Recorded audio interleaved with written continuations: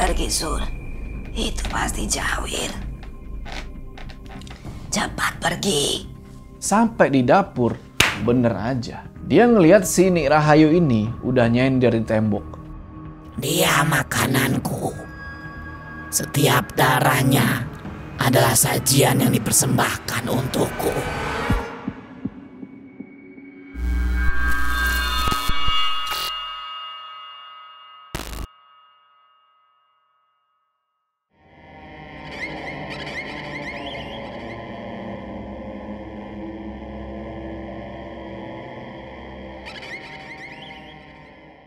Ya, assalamualaikum teman-teman, balik lagi sama gua J.O. Apa kabar kalian semua? Semoga kalian semua menonton video ini diberikan kesehatan, dilancarkan rezeki, dan selalu dimudahkan urusan-urusan, dan selalu dilindungi dari segala mara bahaya di dunia ini.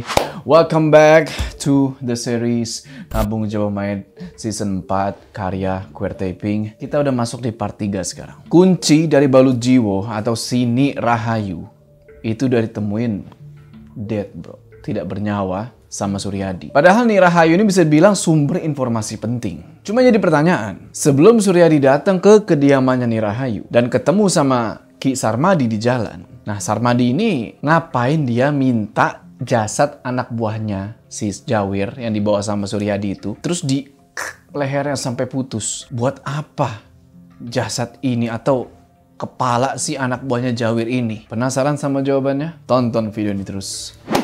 Nggak usah lama-lama lagi, udah siap? Mode horor aktif.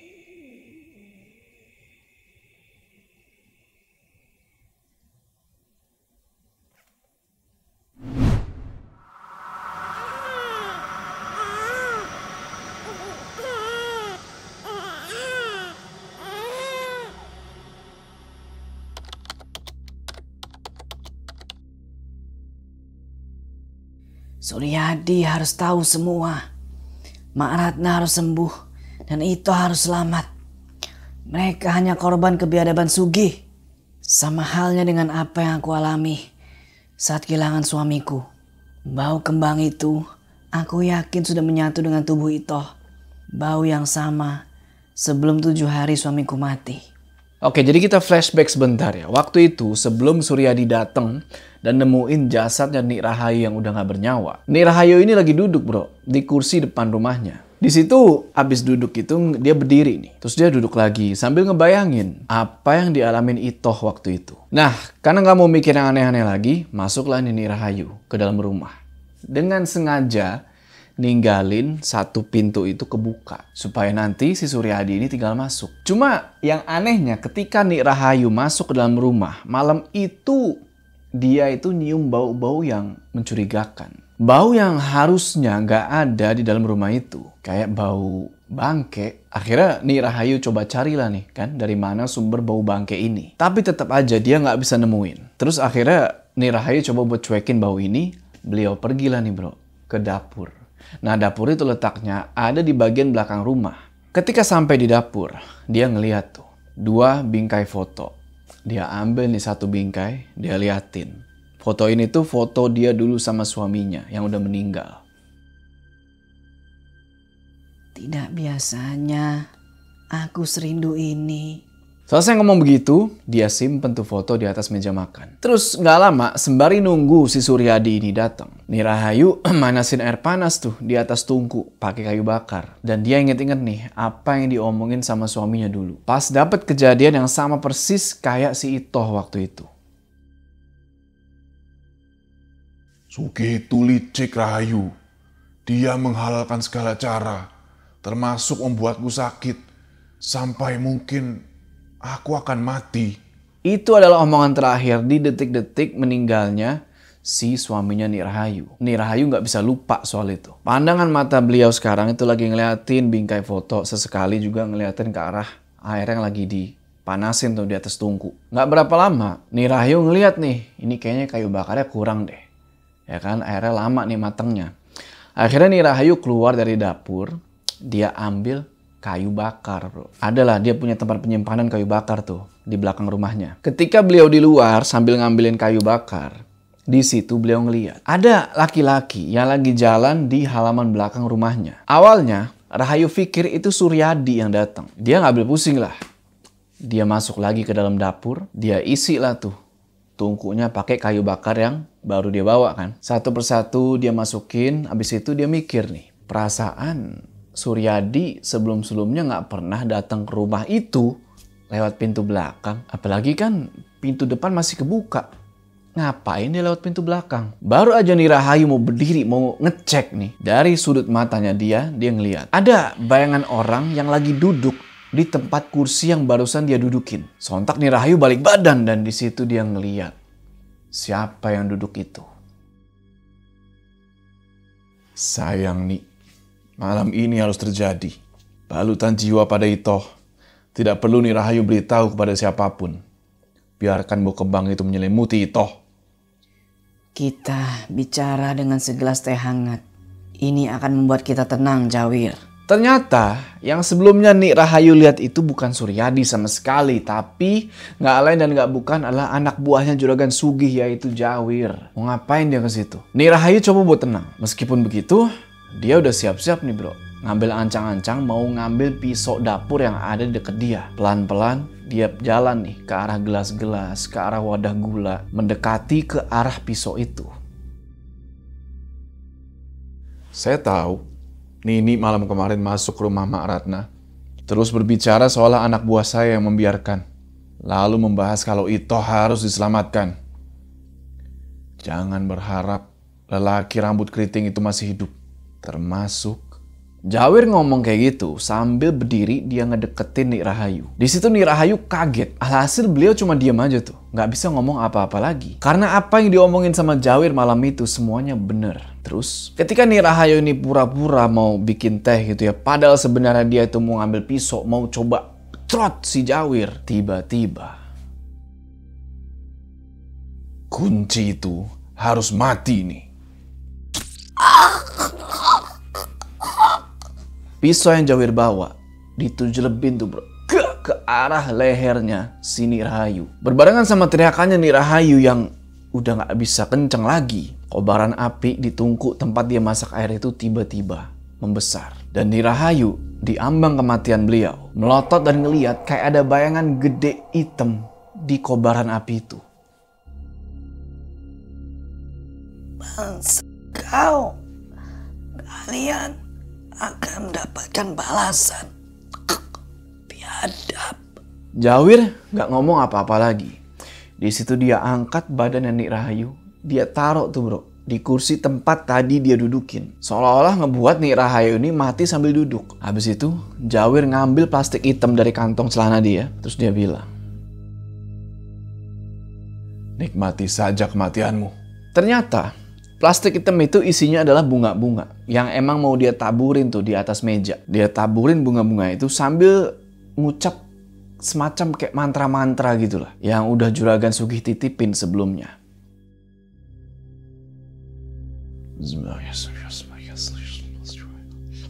Datanglah. Tugasku selesai.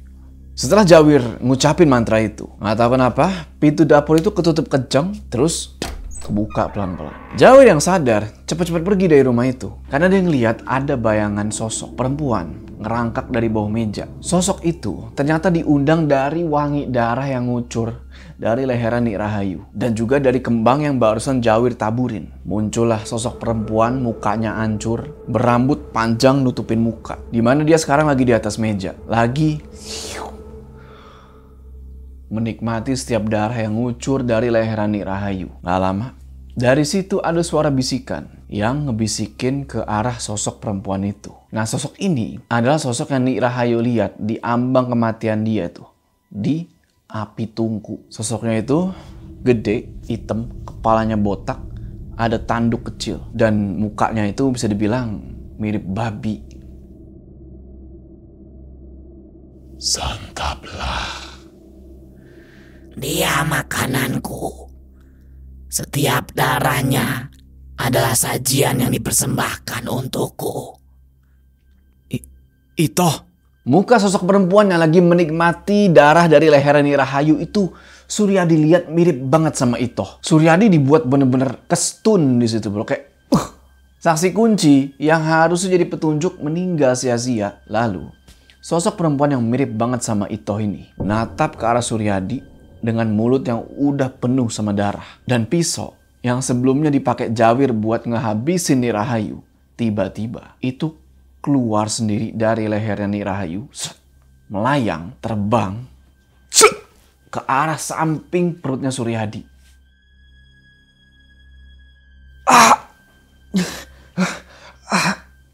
Cepat atau lambat, kau akan mati. Belum sampai pisau itu melayang, tiba-tiba kursi meja makan itu melayang, ngantem Suryadi. Akibat dari tujuleban pisau itu ke perutnya Suryadi ditambah hantaman kursi itu, teparlah Suryadi di atas lantai. Dan kain hitam yang isinya bunga keluar tuh dari kantong celananya Suryadi. Nah, ketika kain itu nggak sengaja kebuka, nggak tahu kenapa sosok perempuan mirip Itoh itu mendadak diem. Terus nggak lama, kobaran api di dalam tungku tahu-tahu ngilang berbarengan sama sosok perempuan itu.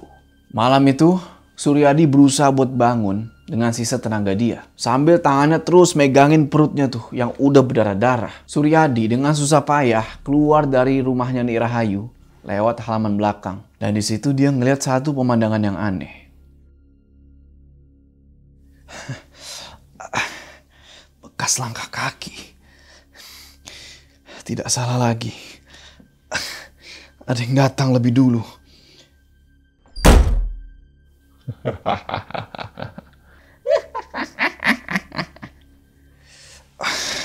Biadab, bajingan.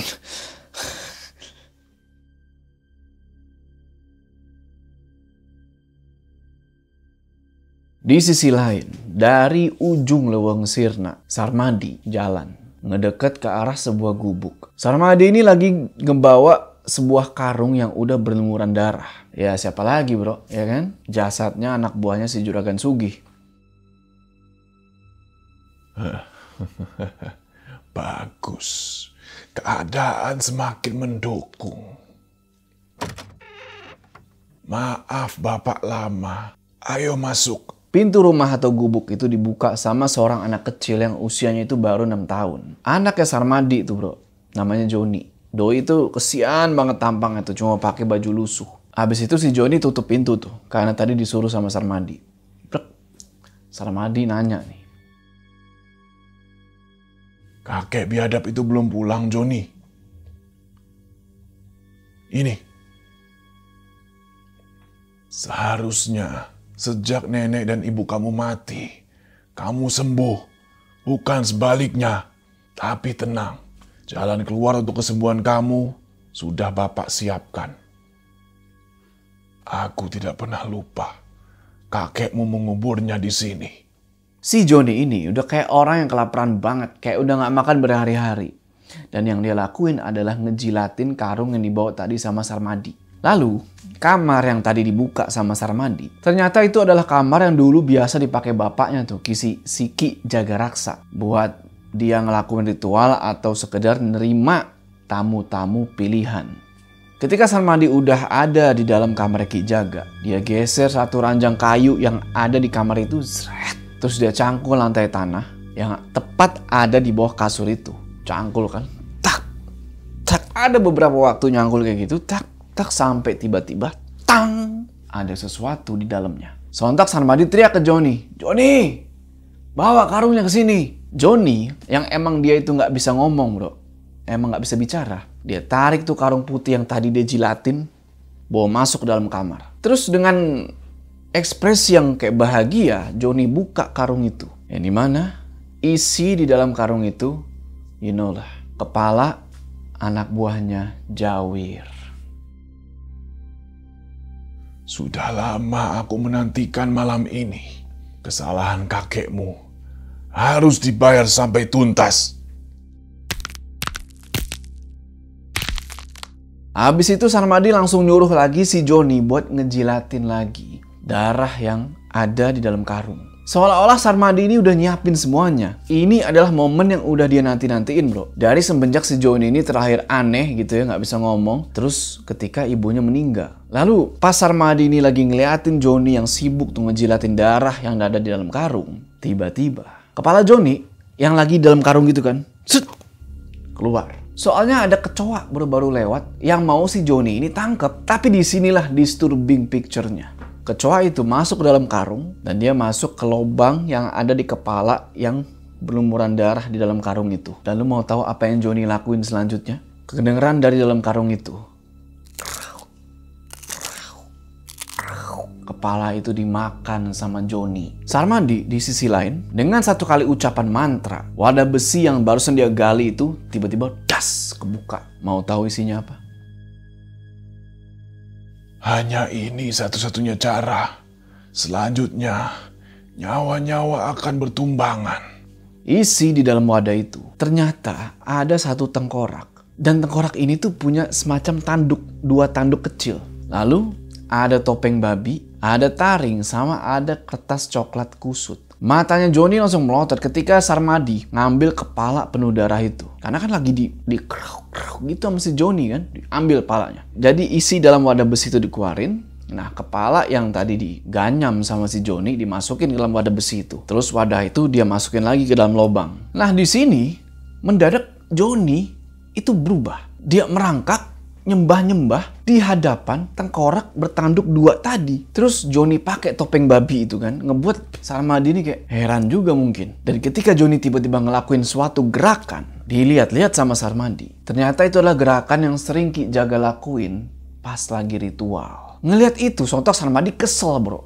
Bangsat dia bilang. Momen itu ngebuat dia buru-buru ngubur lagi tuh wadah besi. Udah bener-bener dia kuburin, dia geser lagi tuh ranjang kayunya seolah-olah nggak pernah terjadi apa-apa di situ. Nah, nggak lama Sarmadi masukin itu tengkorak, topeng babi sama taring babi itu, sama kertas coklat entah isinya apa si Sarmadi nggak buka. Dia masukin semua ke dalam karung. Nggak lama tiba-tiba petir tahu-tahu nyamber dan turunlah hujan deras. Sementara Joni yang ngedengar suara itu ketakutan, dia pelukin tuh bapaknya. Di sini Sarmadi tetap tenang karena ini adalah pertanda. Setelah menunggu 6 tahun lamanya, kamu akan sembuh, Joni. Dan Bapak tahu semua. Selama itu juga, kakek kamu tidak pernah menggali lagi seperti Bapak barusan. Sarmadi ngomong gitu sambil ngusap-ngusap tuh kepalanya si Joni. Dan di momen kayak gitu, tiba-tiba semua jendela sama pintu yang ada di rumah gubuk itu, kebuka semua. Seakan-akan kayak ada yang mau masuk nih. Kesepakatan dengan bajingan Sugih membuat kamu akan mempunyai ibu angkat yang akan menyembuhkan kamu seutuhnya. Tunggu, dialah perempuan yang kita nantikan selama ini. Malam ini kita mulai semuanya, nak.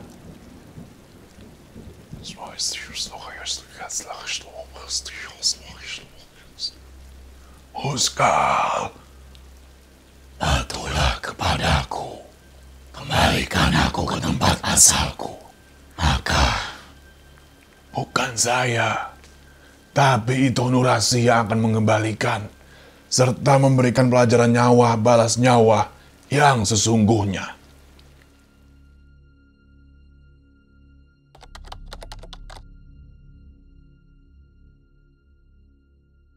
Kematian Nyai Rahayu 8 bulan ke belakang ngebuat gempar tuh ya desa Kembang Sirna. Apalagi ketika jasadnya Nyai Rahayu itu ditemukan mengenaskan meninggal di atas kursi di dapur rumahnya sendiri. Ditemuin sama salah satu pekerja anyaman rotan dia tuh yang suka kerja di halaman belakang dia. Di situ warga desa nyimpulin kalau kematian dari Nyai Rahayu ini murni karena persaingan bisnis. Padahal kita semua udah tahu, bukan itu. Tapi opini warga ini diperkuat sama statement dari Juragan Sugih. Yang emang dia ini kenal deket lah sama Nyai Rahayu. Nah Juragan Sugih ini bilang kalau emang dia sama Nyai Rahayu ini nggak jarang gesekan sama juragan rotan yang ada di kota. Di sisi lain, gak jauh dari penemuan jasadnya Nyai Rahayu, di hutan, di atas tanah punya Juragan Sugih, warga digemparin sama penemuan jasad tanpa kepala di situ. Yang mana ya jasad itu? Siapa? Jasad siapa? That's right. Anak buahnya si Jawir. Sementara itu, suasana desa Kembang Sirna bisa dibilang berubah jadi mencekam. Apalagi ketika jasad itu dibawa ke rumahnya Juragan Karman. Nah, Juragan Sugi yang bisa dibilang paling bertanggung jawab atas kejadian itu ngasih penjelasan soal penemuan jasad anak buahnya itu. Dia bilang kalau ini adalah sebuah pembunuhan berencana dan dia janji kalau dia bakal nemuin pelakunya. Dia janji juga kalau dia bakal bikin desa Kembang Sirna itu aman. Jauh lebih aman daripada sebelumnya. Terus jasad anak buahnya si Juragan Sugi itu diperiksa bro. Sama Ki Jagaraksa dan Jawir. Ketika diperiksa itu, mereka berdua menyimpulkan kalau ini dilakuin sama bukan orang sembarangan. Ditambah mungkin si pelaku ini udah sering ngelakuin kayak gini. Nah singkat cerita, bulan demi bulan berlalu. Itoh sekarang perutnya udah mengandung. Udah membesar nih perutnya. Itoh sekarang ditemenin sama bisa dibilang satu paraji dukun beranak gitu namanya Nik Midah. Asalnya dari desa tetangga.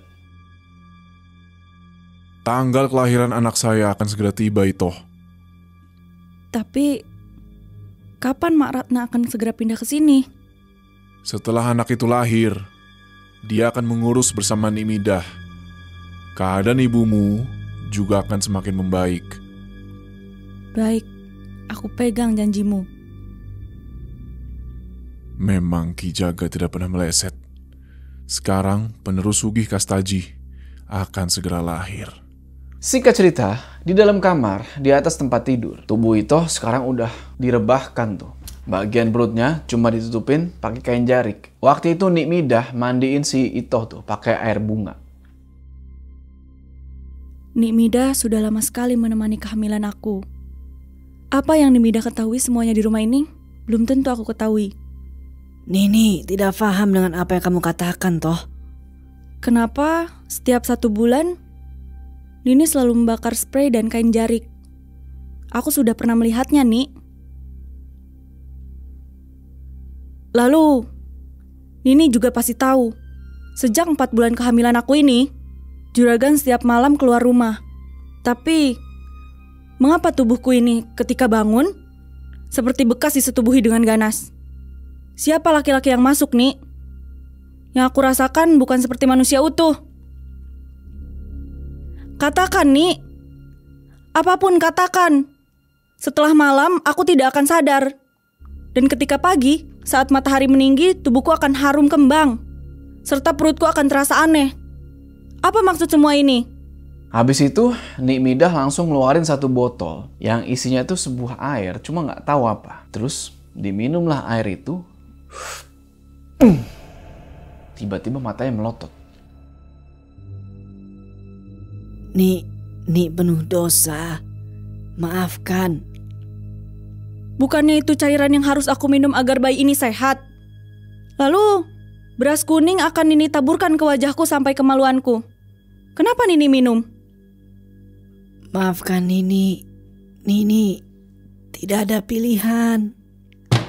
Jendela kamar Itoh yang baru aja mau Nik Midah kunci, tiba-tiba ketiup angin kencang. Di situ nggak tahu kenapa matanya Nik Midah melotot ke arah Itoh dan lari tuh ke arah jendela buat dia tutup. Tapi pas dia tutup itu jendela, di sini dia ngeliat dari samping rumah Juragan Sugi ada sosok orang, palanya botak, yang lagi ngeliat ke arah jendela kamar Itoh.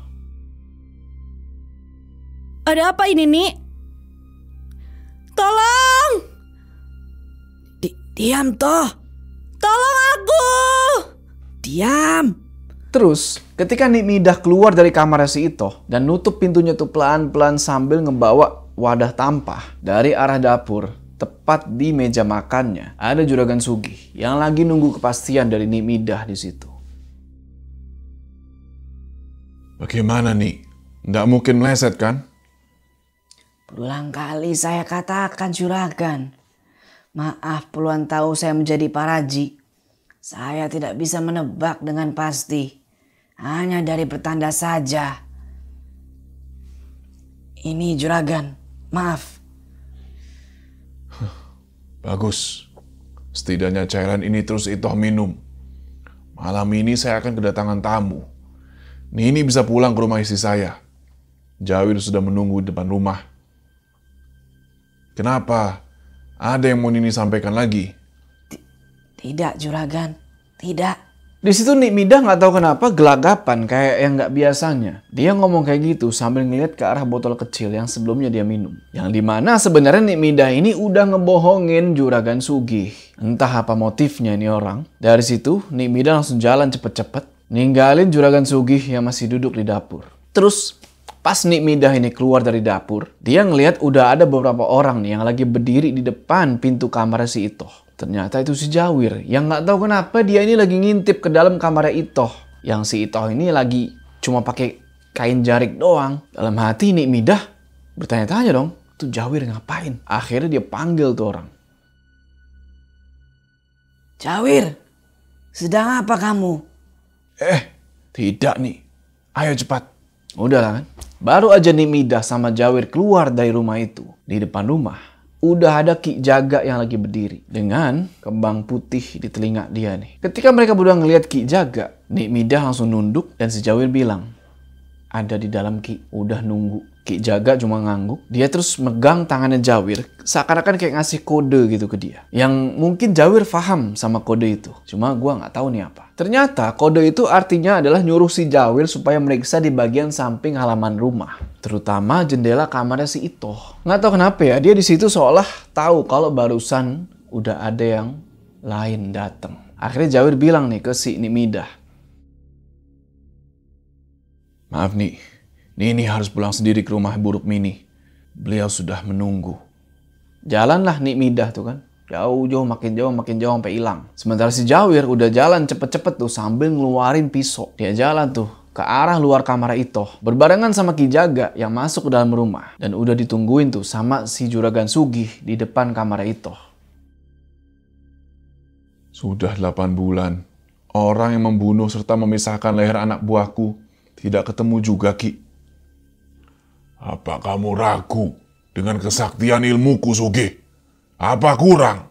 Lihat perut buncit istrimu dan bayi dalam kandungannya.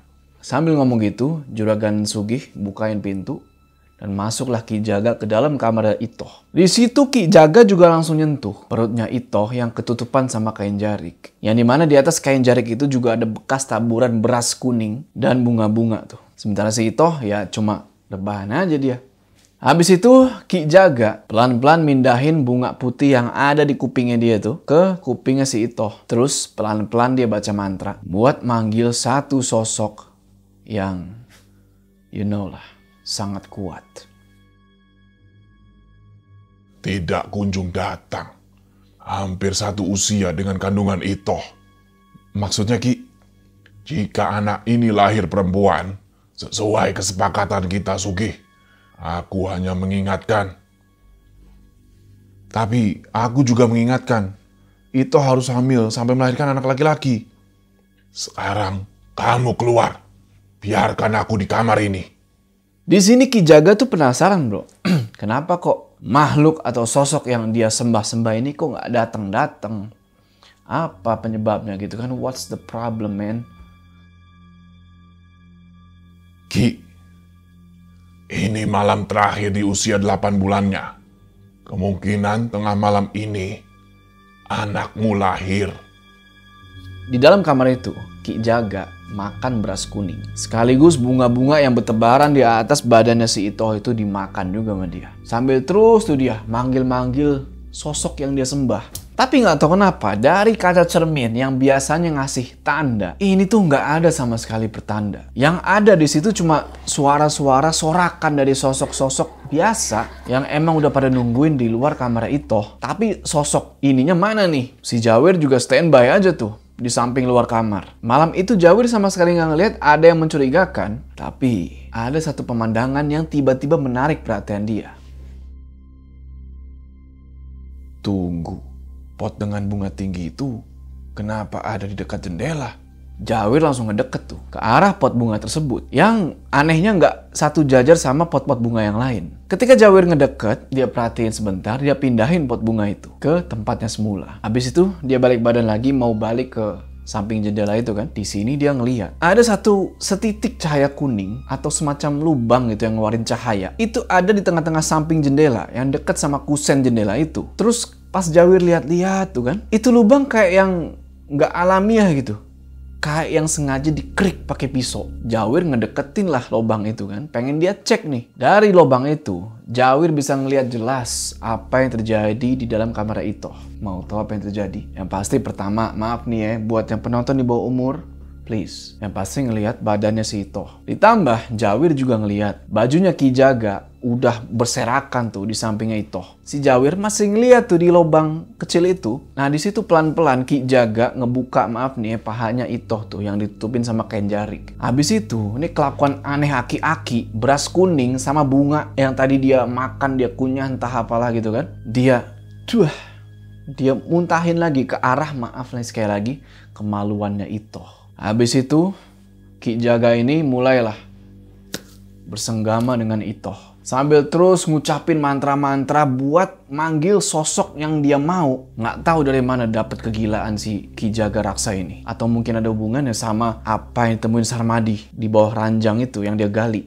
Sementara itu, Nik Midah yang bentar lagi mau sampai di rumahnya Bu Rukmini mulai ngerasa kayak ada yang ngikutin nih. Sama nggak tahu siapa gitu kan. Beliau terus jalan sampai tiba-tiba ada yang nepok dari belakang. Nih, Cukup Suryadi, aku tidak ingin terlibat lebih jauh. Mereka itu biadab, kumpulan setan berbentuk manusia. tolong nih. Malam itu Nik Midah kaget karena apa yang sebelumnya dia lihat di samping jendela kamar Itoh, yang si orang botak itu ternyata Suryadi bro. Dia potong rambut keriting dia, abis tuh, makanya dia botak sekarang. Jadi, Aku sudah tidak tinggal di desa ini nih. Dengan cara memotong rambut dan keluar malam adalah caraku hidup. Dan hanya ini yang membuatku bertahan hidup dari kejaran anak buah Sugih. Mak Ratna, ibunya Itoh, dan aku berharap bunga dalam wadah kain itu menyatu dengan air dan masuk dalam tenggorokan Itoh sebelum dia melahirkan. Itu agar dia dan bayinya selamat. Peduli setan lelaki atau perempuan nih. Nini sama-sama perempuan dengan Itoh. Pasti paham kenapa semua ini terjadi. Nik Midah cuma diem aja di situ. Nik Midah itu emang kenal sama Mak Ratna. Yang dimana Mak Ratna sekarang udah jauh lebih tersiksa setelah Itoh menikah sama Sugih. Nik Midah masih terus diem, kelihatan palanya lagi mikir. Dalam hati nuraninya dia ngerasa perbuatan Sugih udah kacau banget nih. Gak lama kemudian dari jauh tiba-tiba kelihatan api obor. Yang makin lama makin ngedeket ke arah mereka berdua. Nik Midah! Woi, Nik Midah! Si Jawir ternyata itu yang ngejar-ngejar Nik Midah. Teriakan Jawir ngebuat Suryadi pergi. Cabut dia tuh. Tapi sebelum itu, Suryadi sempat kasih kain hitam ke Nik Midah. Yang sekarang udah dimasukin ke dalam kantong baju kebayanya di situ. Gak lama, sampailah Jawir ke tempatnya Nik Midah dan langsung diinterogasi dia di situ. Sedang apa nih di sini? kaki Nini terpelintir. Tidak sengaja menginjak batu itu. Hanya pohon ini yang bisa menahan tubuh Nini. Itoh mau melahirkan. Ayo nih, cepat kembali ke rumah. Juragan sudah menunggu. Nggak denger itu sontak Nik Midah kaget. Dan si Jawir langsung papa tuh Nik Midah supaya cepet-cepet sampai di rumah Juragan Sugih. Tapi yang dia nggak tahu, Suryadi ternyata masih ada di sekitar situ lagi ngumpet. Dan dia ngedenger tadi apa yang diomongin sama Jawir. Dari situ Suryadi lari ke arah lain. Tapi tetap dia pengen ke rumah Juragan Sugih. Sambil dalam hati dia bilang, Mak Ratna harus tahu hal ini. Tapi harus pastikan dan lihat dulu dengan kedua mataku sendiri.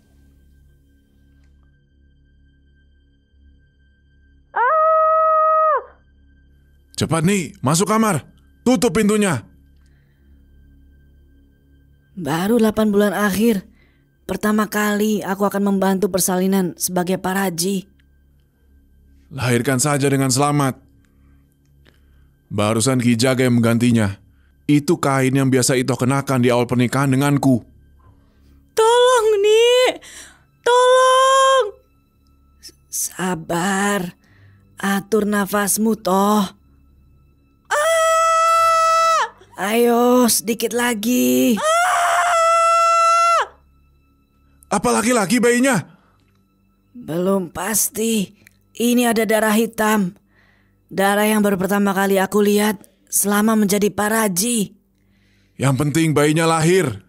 Cermin yang ada di dalam kamar Itoh itu bukan lagi hanya ngeliatin badannya Nik Midah, Juragan Sugih sama Itoh. Tapi udah banyak tuh bro, sosok-sosok bawaannya Ki Jaga itu udah pada ketawa-ketawa semua. Sedangkan dari dapur, Ki Jaga baru aja matiin rokok tuh di atas asbak. Dia lagi nungguin teriakan selanjutnya. Sambil dia nginget-nginget apa yang dibilang sama sosok yang dia dari tadi coba panggil-panggil tapi gak datang-datang tuh. Hanya dengan kematian jabang bayi yang baru saja keluar dari rahim, atau kematian jabang bayi yang akan melewati usia 3 bulan, yang akan segera mempunyai nyawa. Jika kau habisi, maka kau akan dapat menghidupkanku. Kekuasaan dan keabadian adalah hakmu ketika pertukaran tumbal wadah nyawa itu terjadi. Anak itu seharusnya persembahan. Jaga di samping luar kamar, dekat jendela. Sekarang. Baik, Ki. Abis nyuruh Jawir buat meriksa luar jendela, Ki Jaga langsung jalan tuh ke arah deket ranjangnya Itoh. Sambil mastiin, apakah ini bakal datang sosok yang dia tunggu-tunggu dari dalam cermin. Tapi ternyata, gak ada sama sekali. Tolong! Sebentar lagi toh. Ayo. Kenapa disingkirkan? Itu tidak boleh menyentuh lantai. Tugasmu melahirkan, bukan mengatur. Wadah baskom tanah liat, juga kendi-kendi yang sebelumnya disiapin sama Ki Jaga setelah menyetubuhi Itoh, udah dideketin ke arah Nik Midah tuh sebagai seorang paraji. Dalam hati Ki Jaga disitu udah kesenangan. Setelah ngeliat setengah kepala dari janin itu mulai keluar, nunjukin apa jenis kelaminnya. Hentakan toh. Sekarang.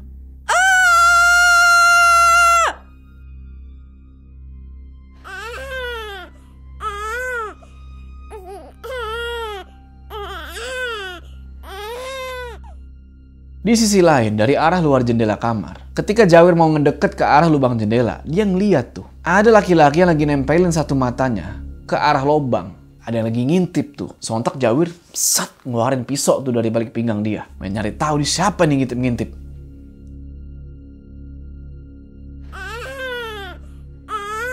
Minggir, Midah. Itu bayi yang baru aja lahir. Langsung nih Midah masukin ke dalam wadah yang penuh air buat ngebersihin bekas-bekas darah yang tersisa. Nah setelah ngelahirin itu, Itoh ya namanya, abis ngelahirin kecapean gitu kan, dia langsung meremin mata dan ngatur nafas. Dia sama sekali nggak ngeliat apa yang dilakuin Nik Midah, Ki Jaga sama suaminya karena ketutupan sama kain jarik. Ki, bayimu perempuan Sugih. Artinya Nih, bayiku laki-laki apa perempuan? Baru aja nih Midah mau ngomong tuh ke si Itoh, itu pisau tajam udah ada di samping perutnya. Ancaman Juragan Sugih ke Nik Midah ngebuat Nik Midah cuma diem aja di situ. bilang, kalau tidak, kau akan mati sekarang juga. Aku tuduh kau telah menghabisi janin itu. Bayimu tidak selamat toh. Tidak selamat. Sekarang Ki Jaga ngelihat ke arah cermin dan di situ muncullah apa yang dia tunggu-tunggu dari tadi. Di situ udah ada bayangan hitam. Lama-lama bayangan itu ngebentuk hitam gempal, mukanya hancur, banyak belatungnya dan kepalanya itu botak. Muncul 2 tanduk kecil. Wah, di situ Ki Jaga girangnya bukan main karena apa yang dia tunggu-tunggu akhirnya datang juga.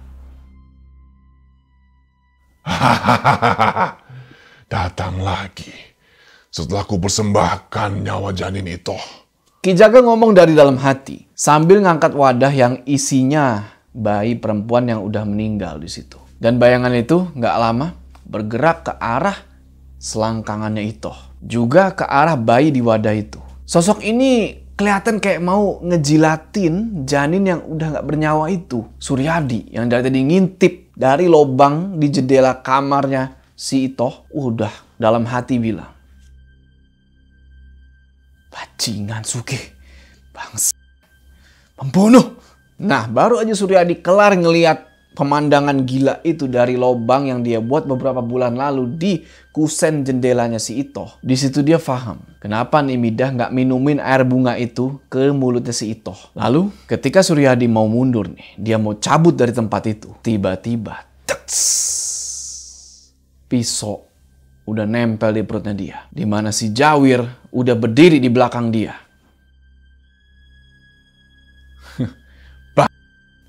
Sejak Itoh menikah, aku kira kau sudah mati. Ternyata kau mau menjemput kematianmu sendiri. Oke teman-teman, itulah tadi part 3 dari Kampung Jabang Mayit season 4. Apa yang akan terjadi dengan Suryadi? Apakah dia bisa melawan Jawir atau justru dia bakal berakhir di situ? Saksikan di part selanjutnya. Oke, sebelum kita berpisah, jangan lupa kalian like video ini, dan bagi yang belum subscribe, ayo subscribe sekarang ke channel ini supaya kalian gak ketinggalan part selanjutnya dari cerita yang menegangkan ini. Gua Joe. Sampai ketemu di part selanjutnya. As always.